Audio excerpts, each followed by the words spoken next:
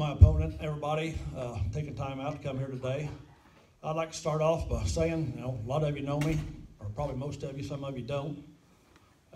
I have been a full-time law enforcement officer for 29 years now.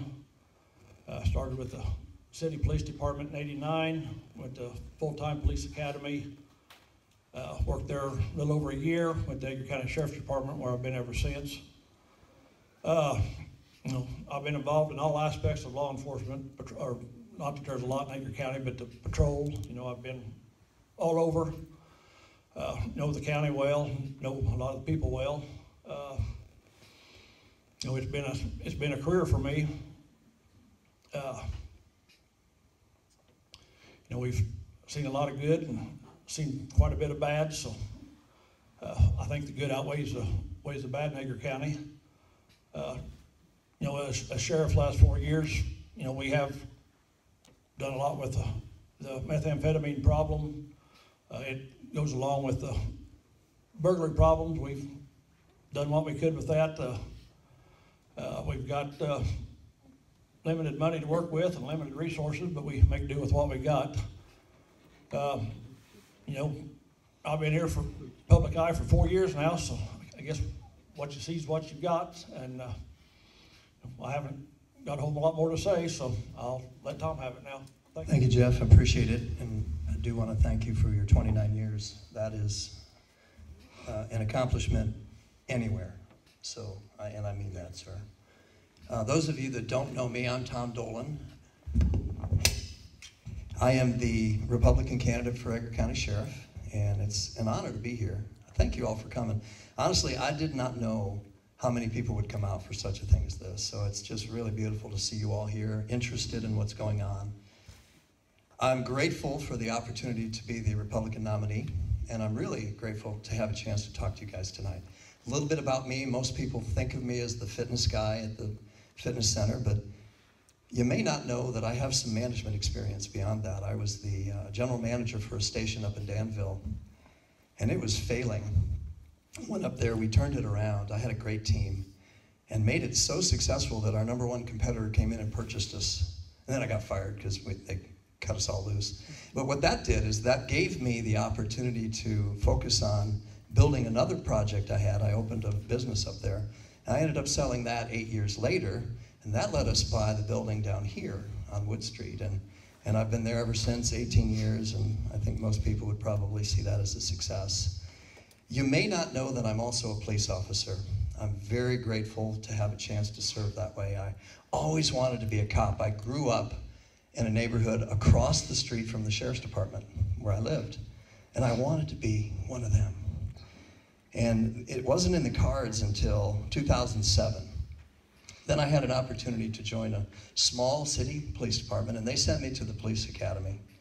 And I loved it, man. I just loved it. I ended up graduating first in my class. I was the oldest guy there, but I was class commander, first in my class academically. I worked a couple years serving, and I have to say, I learned a lot. Worked in the northwestern part of the county, and many times I would actually answer calls for Edgar County when they needed someone, because they're perpetually short-staffed, and a lot of times you'd get calls over there. So municipalities sometimes step up and answer calls. So I really learned a lot. Right now I serve just across the county line. I work up in Ridge Farm, and I'm there. I'm also up in Georgetown, which is a little bit further north, quite a bit. I come down to Crispin from time to time to help them out when they need an assistance there. 30 seconds. It's been fantastic. I love patrol. And with the administrative background I have and the patrol background I have, I think I can really help this county. That's why I'm here tonight. Thank you very much. Department do to keep our community safe from the growing number of break-ins and criminal elements? Yeah, the burglary problem. Actually, the sheriff pointed this out a minute ago. Drugs and burglaries are very closely tied together. Oftentimes, it's the same person. I see burglaries, though, they're the smaller time things where someone is trying to get some money so they can go buy more drugs. And then there's a more coordinated professional effort to burglar bigger things. And, to me, we need to target that, just like I've been talking about having an Edgar County Drug Task Force. I think we actually need to have a task force that looks into the burglaries. And it might be that we have some part-time deputies, and the reason I say part-time deputies is because overtime is through the roof. I'll probably talk about that in a while. But the part-time deputies, they want to serve, but they don't cost that much. And we could target some of the areas where we know burglaries are happening. Lay in wait for them, so to speak. Because response times sometimes are over an hour. There are plenty of people that have made it public that they've called and said, there's a burglar in my garage right now, and they've been told it's going to take an hour. That's unacceptable. But what we can do is we can say, you know, all the evidence is pointing to this area. There's a high probability something's going to happen. So post a part-time deputy nearby for a few hours at the prime time when burglaries happen. And then when you get the call, it's not an hour. In fact, they might actually catch him in the act. But if we do things like that, and the other thing, seconds. I think that we're really missing the boat. We do not have a full-time detective. Right now, the policy is to let the deputies investigate their own crimes. And to me, a full-time detective could follow up on every single case. And I just think it would be more efficient. We'd probably develop more information, and that would then make the plan to catch these people work better. Well, and like you said, he's right. Burglaries and the thefts in Edgar County go along with the drugs for the most part. People need drugs, so they steal stuff to sell to make drug money. So somebody said, well, legalize drugs. Well, they still got to buy it. You know, the thing about burglars here and thieves is they don't run on a schedule. They don't work. So they can work in the daytime, they can work in the nighttime. You know, we have an idea when they're going to be out there. But when you've got a county that's 30 seconds. 700 square miles, it kind of makes it hard to do. The detective, you know, we don't use a detective right now. We fill that position with a road deputy, so we've got an extra guy on the road most of the time, as most counties do right now. So right now, you know, I mean, the people are the best help we've got with game cameras and modern cameras and iPhones and stuff. So we've come a long way in being able to identify people and arrest the thieves or the burglars. And Thank you. Of what the department should be doing and what is feasible. well, you know, we've got a budget to run on, and we try to stay within that budget. I guess sometimes it comes down to, you know, do we spend the money and try to stay within our budget, or do we go over our budget a little bit and try to keep people safe? We've been fortunate in my 4 years to have several donations, community foundation, grants and stuff, so that's made our job a lot easier. We've got a K-9 unit, we've got some cameras to help our units. So, you know, the public has really helped us a lot as far as our budget goes. But yeah, it's, you know, things are tight. You know, we are only allowed X amount of cars a year, or the budget for amount of cars. You know, we have learned to make do. I mean, I've been there 29 years. We've always had a tight budget. So, you know, I've kind of grew up in that tight budget style at the jail. So, you know, until we get Howard Buffett or somebody to want to donate in Edgar County, we're just kind of got to use what we've got. Well, look, money is going to be tight. I think the question is, what are you doing with the money you have and the resources you have? I looked at the numbers today. They spent $28,000 to repair vehicles that are approaching 10 years old. 28 grand. $28,000 would buy a new Charger equipped for the police department, all-wheel drive, and you'd have a new vehicle. For the money they put in the old ones, you'd have a brand new Charger that now would be a year old and it would last many, many years, still under warranty. You talked about the budget. Overtime, I think, again, is probably going to be $140,000. The paper has said they've been $140,000 over budget on overtime for the last 4 years now. So we need to reallocate those sources and use it better. I think it's a management administrative issue, to be honest with you. You? There are times when the Paris Police Department acts as a backup for a deputy confronting a dangerous situation, but deputies are not always available to back up the city police. What can be done to be sure there is adequate staffing so there is never just a single road deputy on duty? Well, as you know, I've put in your paper a lot of articles where I've talked about the times there's been one deputy on. I remember in one particular case there was a clear DUI all over the road, and that person got away because there was one deputy on, and that deputy was working a really serious accident. There was a Lifeline helicopter. So I know it's a problem. And to the sheriff's credit, they've been working to have 2 deputies on much, much more. I've noticed that, and I call it the way I see it. The problem is the Paris Police is covering the Paris area, and they do a pretty darn good job, okay? And they have a big staff. The deputies are covering 400 square miles, and if there is only one deputy on, you're gonna find it very hard for that one deputy to do everything he or she needs to do. So one of the first things that I would do is patrol myself. I love patrol, and it's very easy for me to get in a car and go out and back the other deputies up if there's an issue. There's not a single law enforcement officer I've worked with that wouldn't tell you that I back them up. And so if the need arises, I'll be there personally. I'll back them up. The other thing I would do is we need to expand our part-time deputy program. It's been limited for some reason. And these are people that are typically already police officers somewhere else. They're already trained. You don't pay them very much. You know, $15 an hour isn't that much these days, but they do it because they want extra money and they want to serve. So we need more of them.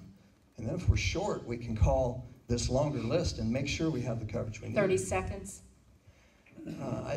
I've also talked a little bit about the auxiliary program. Now, auxiliaries have very limited police powers, but I can think of several cases just in the last few weeks that it would have been very beneficial to have auxiliaries. If you have a deputy working an accident, that deputy is also responsible for the traffic and protecting people as they're going around that traffic. Well, like you said, Paris is 4 square miles, something like that. 6, I don't know exactly what but they have at all times have at least, most of the time 3 people on. Edgar County is, unfortunately, it's about 700 square miles. And like I said, we usually do have 1. Sometimes we're lucky we have 2. We do use part-time guys a little bit. Unfortunately, what people don't realize is due to the union, we're only allowed to fill so many shifts with part-time employees. 30 seconds. So that kind of keeps our hands tied. But we back them up. I've also went out quite a bit myself, and I've been the first to go through the door when the need arises. So it's just something we've had to deal with for years. But with a budget, you've only allowed so many people, so we've got to make it work. Questions regarding Second Amendment rights. Jeff, do you support citizen conceal and carry? Yes, I do support it.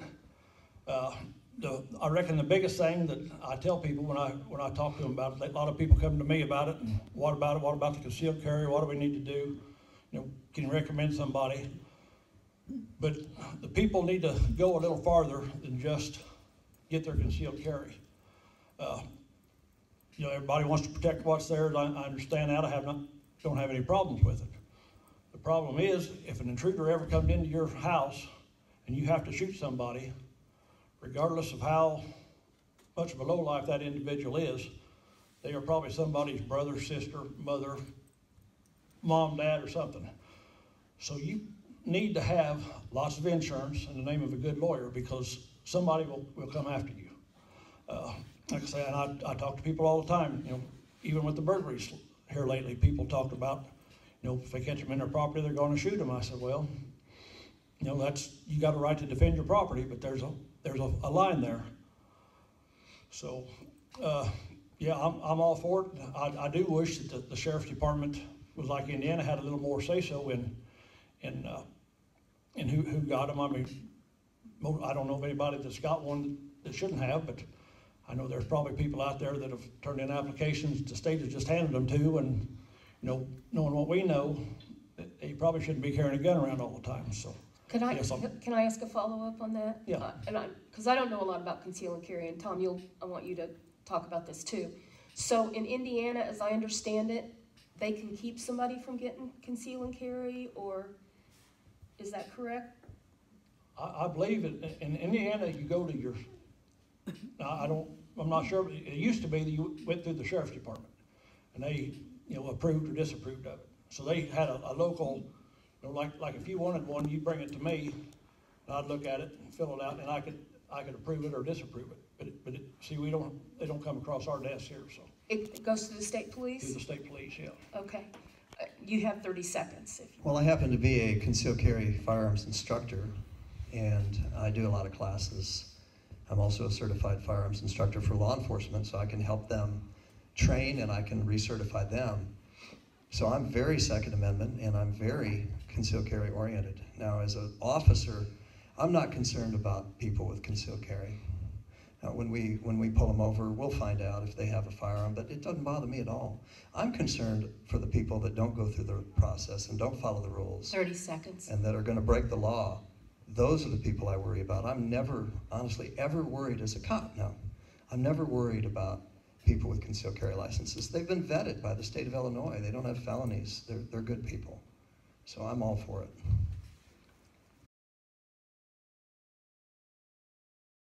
For you. Some Illinois counties have passed ordinances declaring they are firearms sanctuary counties, implying firearm laws passed by the state are not enforceable in those jurisdictions. From your understanding of law enforcement, is that feasible, or is it simply a symbolic gesture without any real application? Do you support Edgar County becoming a firearms sanctuary?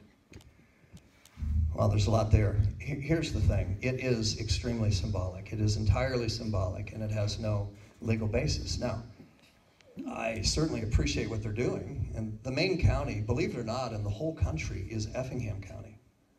People are following this very closely, and counties are sending Effingham information, asking them, what can we do to do what you did? Because they kind of led the charge and declared themselves as a sanctuary county. But what you have to understand, if you look closely at it, is they also admit that it's a symbolic gesture.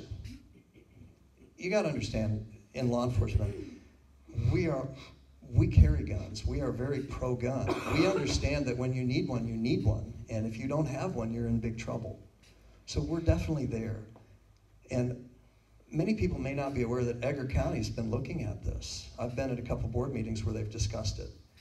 And they've actually put together their own resolution. They've fallen a little short of what Effingham County's going to do, or has done. And the reason is because legally they don't want to get themselves in trouble. You cannot have a county set itself up against the state legislature and against the federal government. You just can't do it, okay? So Edgar County's taken a slightly more moderate approach. They're saying we are Second Amendment supporters. We are for you. But they're not, you cannot put anything in law that then Jeff or myself is going to have to act on a law that's illegal. No, we're bound to enforce the law. Now, the real problem is the legislatures up north are not very gun friendly. That's what needs to change, is from, say, Springfield north to Chicago, they need to have more Second Amendment friendly laws in our state. That, if you want to solve the problem, that's what needs to happen. Jeff, I'm sorry. Well, yeah, like he said, it is basically a symbolic gesture. I know, like I said, Effingham was one of the first places to do it. At the Edgar County, they just, if I remember right, they just approved it at the last meeting, but it is basically derived from the Effingham County Second Amendment, that they acknowledged it outside of a few changes. It has no effect bearing 30 seconds. against the law. I'm sorry. But yeah, it's just symbolic that says we do recognize the Second Amendment. And so yeah, there's not a whole lot of law to it. It's just more of an acknowledgement. Act Act is a federal legislation that permits off-duty and retired officers who meet qualifications to do concealed carry outside of their normal jurisdiction, but there is nothing in the law addressing open carry. Off-duty officers doing concealed carry must also have on their person at all times photo ID confirming their status as a police officer, and they must obey all pertinent laws. So if a government building or park bans firearms, they cannot carry on those properties. Police officers on duty can carry a firearm into a school in conjunction with their official capacity. Off-duty officers cannot. Off-duty officers cannot conceal carry on an airplane or any other mode of transportation where firearms are permitted. Jeff, this is to you, correct? Yes. Okay. Is it lawful for a peace officer to open carry a firearm while off duty and not engaged in the official performance of duties? Well, that has been a question brought to me. Take this off. You know, as law enforcement, yeah, full-time law enforcement officers are able to carry weapons with them at all time. While on duty, they can carry it open. You know, they have to have identification, show that they're an officer. The thing with off-duty or not on-duty officers, you know, that's been brought. We've talked about it at the training boards and everything. Some guys say it is, some says it isn't. So, but as long as you're an off-duty officer, you can carry concealed with your ID. Like I say, you're not allowed schools, courthouses, I believe airplanes, which even full-time have to go by different guidelines on an airplane. So, yes, I mean, to an extent, you are allowed to carry. Thank you. Thank you. Tom? Well, not everybody understands the LEOSA, so let me just spend a moment. I don't know if I'll have enough time, but that specifically talks about an officer carrying concealed, okay? Doesn't have anything to do with the open carry. It's simply about allowing officers to carry concealed in all 50 states, regardless of the Concealed Carry Act in each of those states, okay? The issue really is what's called the unlawful use of weapons, peace officer exemption. And this is, if you want to make a note, you can go read it. It's ILCS 5/24, unlawful use of weapons. And Jeff kind of mentioned it. He said full-time officer, but it doesn't say full-time, it just says peace officers. So peace officers actually in Illinois are exempt from the Unlawful Use of Weapons Act. In the end, I think it really comes down to departmental policy. 30 seconds. Like Jeff said, they've talked about it at the Training and Standards Board, and some say this, some say that. So the laws you need to know about, LEOSA allows cops to carry concealed despite the Concealed Carry Act with a few federal restrictions, and then there's the Unlawful Use of Weapons statute, which peace officers, of which I am one and which Jeff is one, we are exempt from that. So I encourage you to read it. It's 5/24.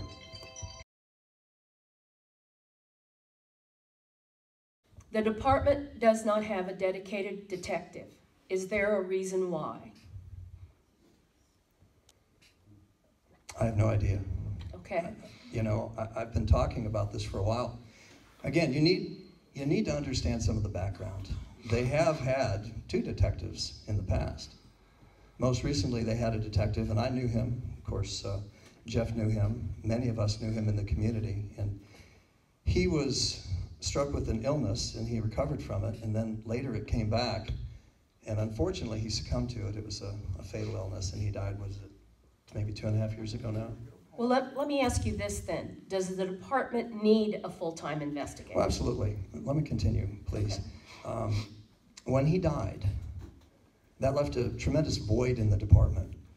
And what the Sheriff's Department decided to do at that time is to change the policy. And instead of replacing the detective, what they did is they came up with a policy where deputies would then investigate their own cases. Sounds good, sounds like a cost-saving measure, but in reality, what that has done is that has forced all of the investigation all of it to be on overtime. Now think about that.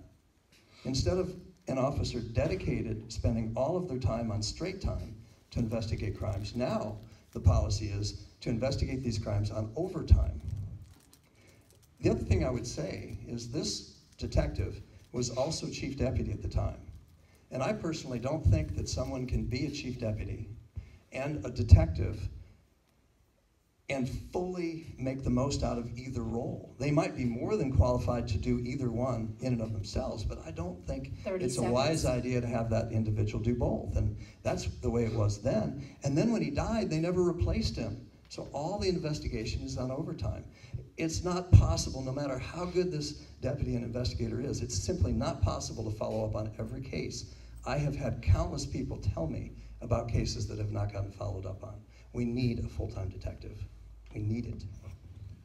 Yeah, like you said, Greg passed away a couple years ago. He was our detective.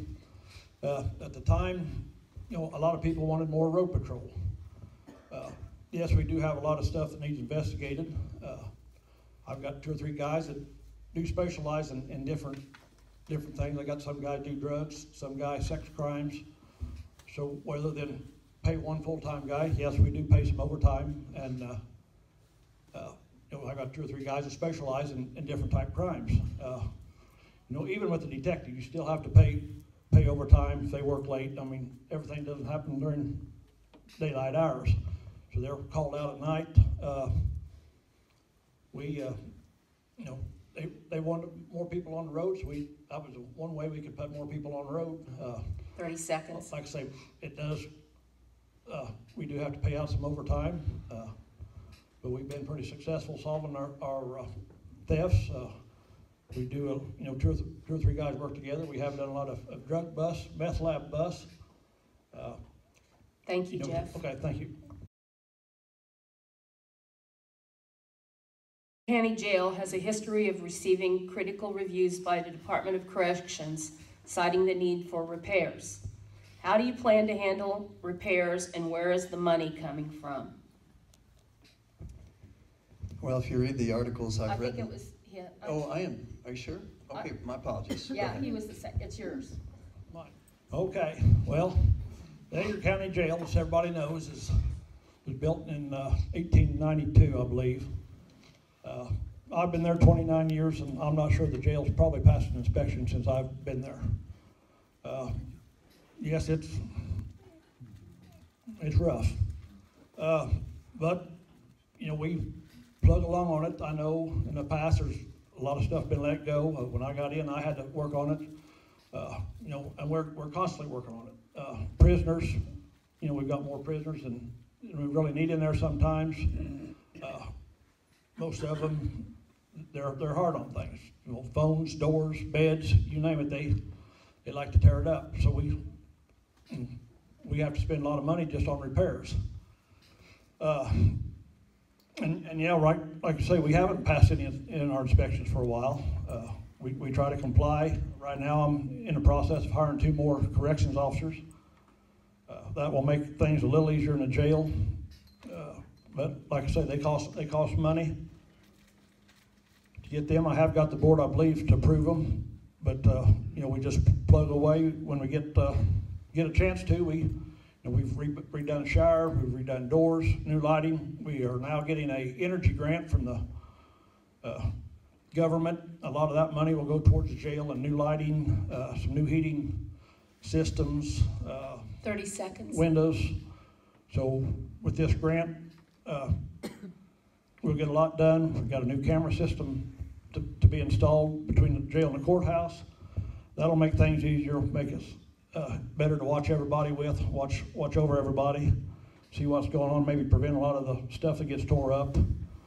So yeah, I mean, it is what it is. I guess it's not the Hilton, but they know that coming in there, so I can't feel too sorry for them. Thank you. Well, I feel sorry for an inmate that suffers 3 weeks with a MRSA staph infection and doesn't get taken to the hospital for medical care. That's in this report right here. I didn't make it up. It's right here. I feel sorry for the correctional officers that are working without the proper certification. they need to go to the school. You know, and to me, the things that I've tried not to say much about the things that I know money is an issue. 30 seconds. When you allow inmates to hang towels and blankets in front of cells so that you can't see in, that's wrong. And in the inspection report, when you have unsecured doors, this doesn't cost money to secure the door. This just takes training, follow-through supervision. You know, letting inmates sleep anywhere they want. This doesn't take money. This just takes a proper curriculum to certify these jailers and then to supervise them properly and make sure that they're doing what they need to do. It's not all about money. It's about follow-up. The state will not order Edgar County to build a new jail, but it can order this one closed. Which is the better plan? To close the jail and pay to lodge inmates in other jails, or build a new jail? If you support a new jail, how can it be funded, and do you believe Edgar County taxpayers? And then if there is community support for it, like there was for the high school, which I think most people would agree now that was a pretty good thing, but man, it was close. Almost half the population didn't go for it, right? But you go out there now, we sure enjoy the football field, we sure enjoy the theater, we sure enjoy all the benefits of it, and it seems to have been a very good decision. So let's say you get the community educated and you get them involved in the process, and then you get the board looking at ways to fund it. You know, I'm not sure how you do it, to be honest with you, but I know one thing. You then have to ask yourself, assuming we're successful with all that, who do you want to spearhead that project? I think I have the administrative experience to get that done if the community's behind it and wants to do it. Otherwise, like Jeff said, we're flirting with disaster here, because if the state closes it down, you're going to be shipping people to Clark County and other 30 counties. seconds. So one possibility, and until I'm sheriff and actually get in there and look at the numbers, it's going to be difficult for me to say for sure. But just knowing what I know from being somewhat of an insider, it may be that they might have to close part of it down and only use the part that they can control. If he's successful at getting the 2 new correctional officers, and I hope you get them trained, if you get them, then that'll enable you to use more of the jail, but then you still have all the costs you're going to have to try to bring that thing into compliance. Thank you.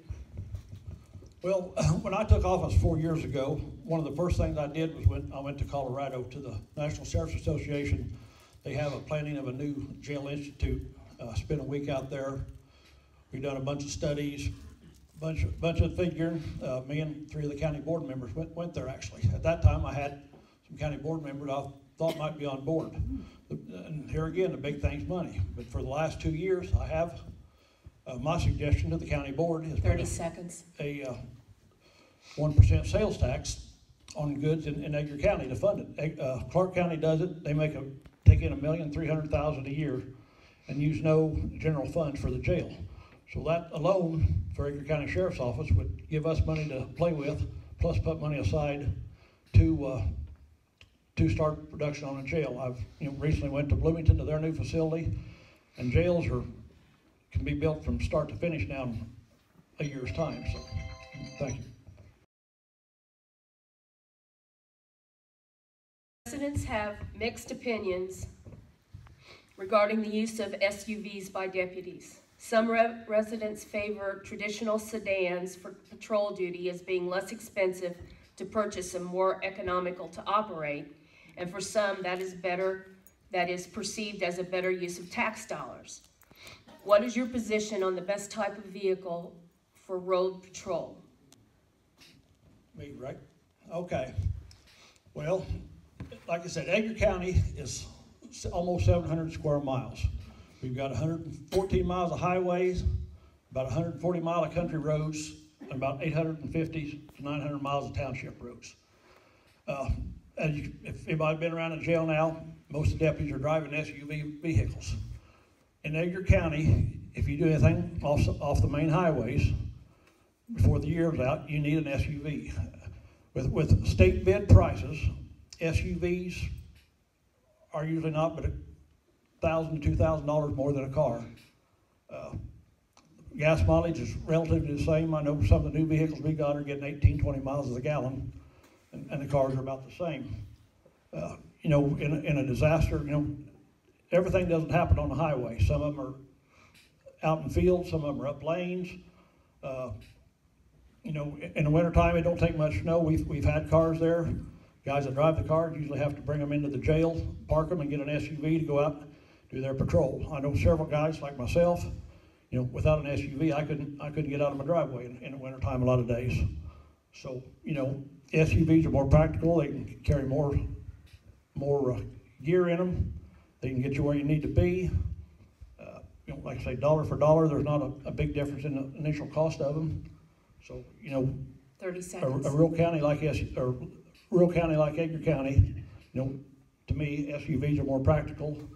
They're just a better vehicle all around. We don't have to spend money getting them towed in the winter because they're stuck.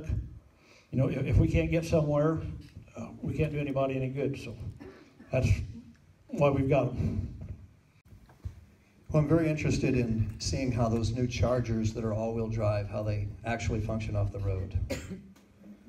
That's a possibility. I can't say for sure because I've not seen one off the road yet.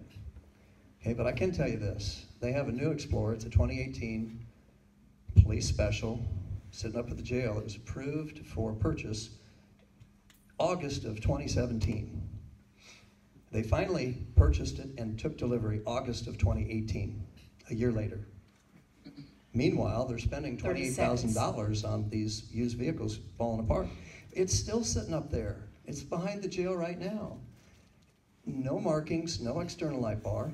Who's going to drive it? Why is it sitting there? It needs to be assigned to a deputy. I do not understand why the vehicle that we just purchased still isn't even on the road.